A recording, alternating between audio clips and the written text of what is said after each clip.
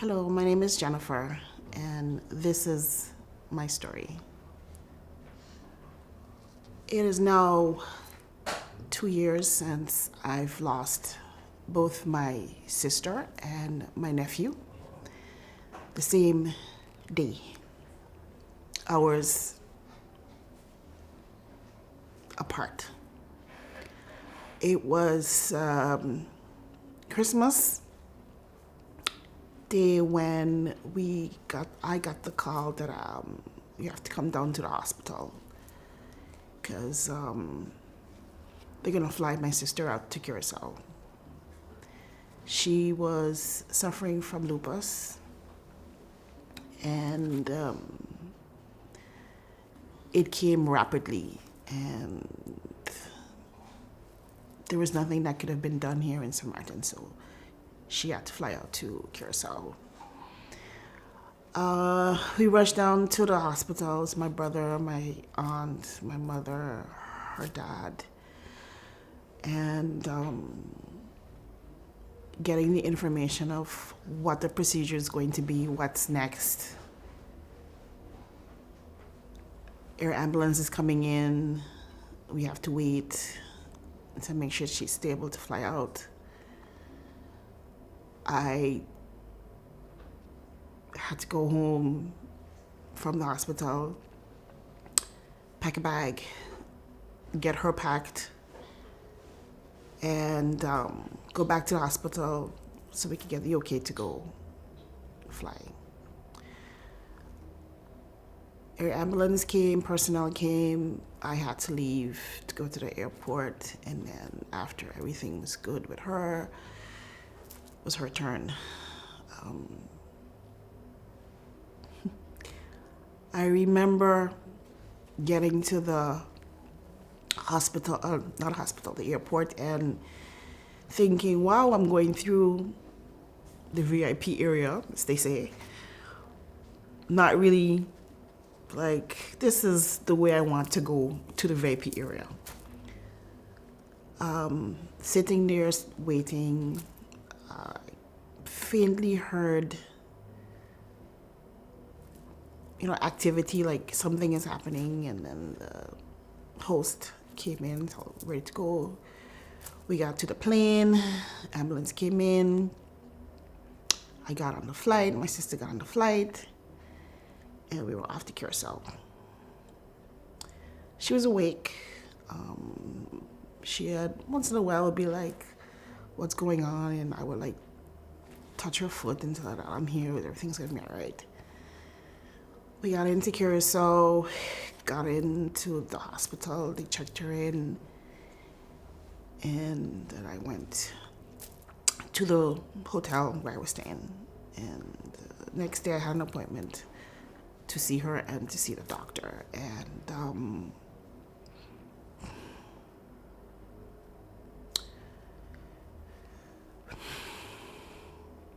getting there, seeing her, and she was still, coherent, could talk and everything. And I, asked around, like, what's going on? They said, well, she have to do tests. They did test, everything. And then I would be meeting the doctor a little later on. I met the doctor and had a conversation with the doctor. And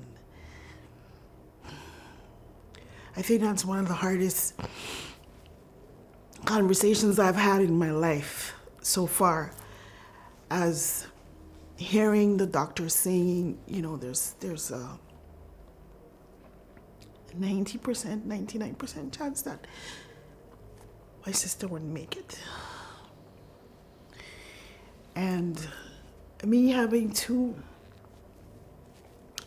basically give consent, saying that I was her guardian, that whatever goes on, I gave consent that if she was on life support or whatever, that it was okay that they would take her off, because I had to give that.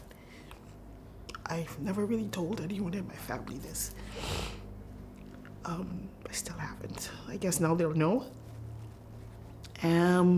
But that was like the hardest thing, and then having to go and see her, and then she's asking, like, so what is saying? And I felt like I still do sometimes have that feeling of I lied to her and tell her that, oh, everything is okay, because I didn't want to say, there's a chance that you may not make it. I didn't want to put that on her. So I kept that to myself. And the last words I ever heard my sister say to me was, in her way, like, so what they saying? That's what she would say, so what they saying? I never heard her voice again. It was hard being there by myself. My brother came down from Holland. We had this thing that if I just give him a sign, that he would fly down immediately. And one evening when we were talking, everybody was a group family chat, and on the side, he was like, and I was like, yeah. And he flew down, I think it was like maybe like 2 days later or something like that. And it was him and I going back and forth to the hospital every day. Then my aunt came down after. But all this time, my little nephew, a big bundle of joy and love, was good, vibrant, strong. And then one day we got the call that they had to fly him out as well to Santo Domingo because he had gotten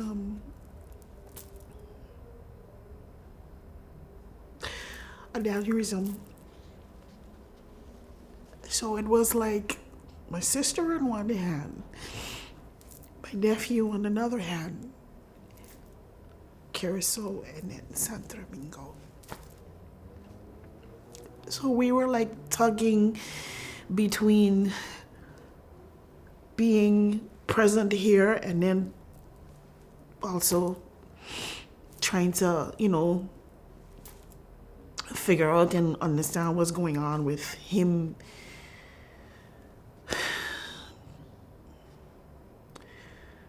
We had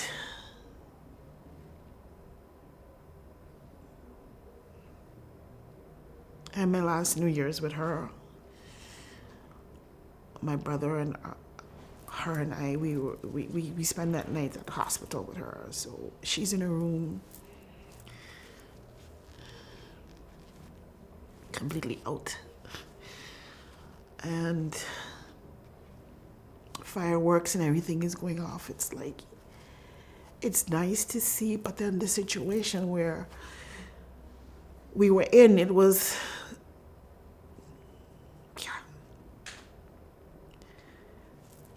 it's a new year, basically, but what is the new year bringing?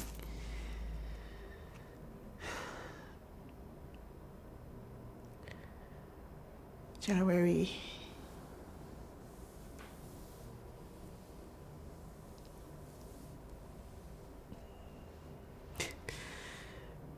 They both left us in January. We got a call that Nikolai left. And then we had to go down to the hospital because my sister basically was going to be taken off of life support because all her organs were gone. She left. And I thought that was like the end of me. I didn't know what was going on. If I was coming, if I was going, if I was breathing, I just didn't know where I was going. Because it's like your sister, your nephew. I felt like I was torn.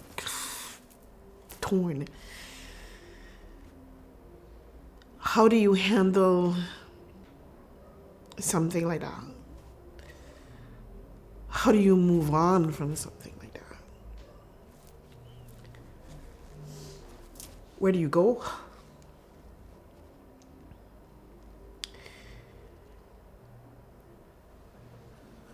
My brother, my nephew's father, and his girlfriend, I don't know how they made it through, but they made it through. And thanks to them, I met the wonderful people at Courtyard. And through them, I have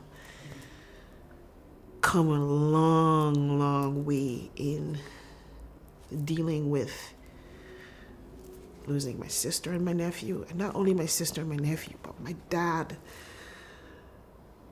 2 years before that. So it was like one after the next. Just when I was starting to be a little comfortable, I say, not having my dad around, this happened with my sister and my nephew. And going through the process of having faith. Having faith. I think that's like the biggest thing, having faith and going through the emotions, the sadness, the anger, the depression. It helped. It's still helping. Last year, I took a trip to Curacao for the first time after all of that with my sister, and I got off the plane, got to the hotel, and when I got to the hotel, I was like, I was going to take a walk, because it was sometime before I would get into the room. And for some reason, I was just focused on I was heading towards the hospital. I couldn't see left or right, but it was like blinders on. You know, like when you have the horse, you have the blinders on. I was just going straight and not really thinking about this is where I wanted to go. This is where I was going, but I was just going. And the closer I got, the more I was starting to feel like crying, and I was crying. And I'm sure people were wondering, this is a crazy person, but I just kept going. I got into the hospital. I looked up to the stairs where we would go every day, and I know I couldn't go up, but I sat down in the hall and I looked up. And after that, I said, enough. Enough. I came to terms that my sister is no longer here, but it's okay. I came to terms with a lot of things, and it's okay. Faith, sharing, because I always say if I didn't have faith, I don't think I would be here. I wouldn't be here. I don't think I would have made the steps that I made if I didn't have faith, if I didn't believe, and if these ladies at Courtyard didn't have this platform, this forum for me and for others to express our grief, I don't know if I would be here. Today was a hard day.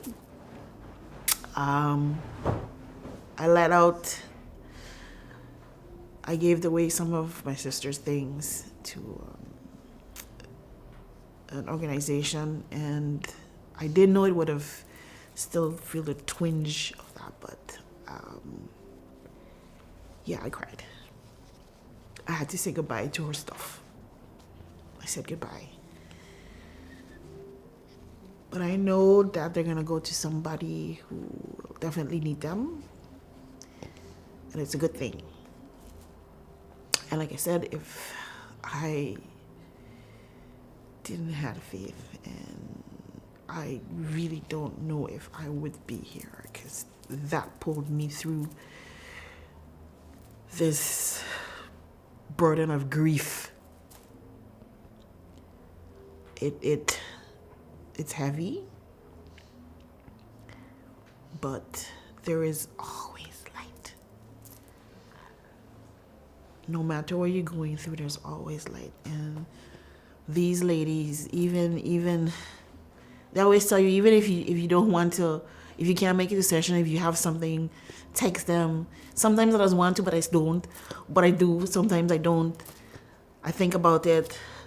I think about the other ladies and their stories and what they're going through. And although they sometimes may not see it at this point in time, but there is light. There's always light. Faith is light. Faith is light. Thank you.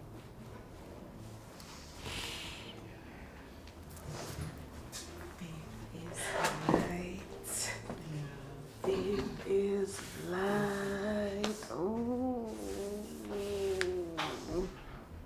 live, my sister, live. Carry her memory inside of you and live, sister, live. You deserve to live. God, you deserve to live and live fully.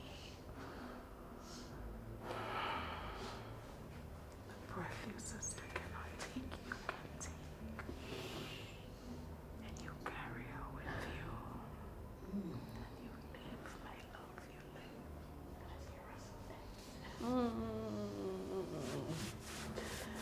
That's to encourage you. That's to encourage you. I bless you, my love.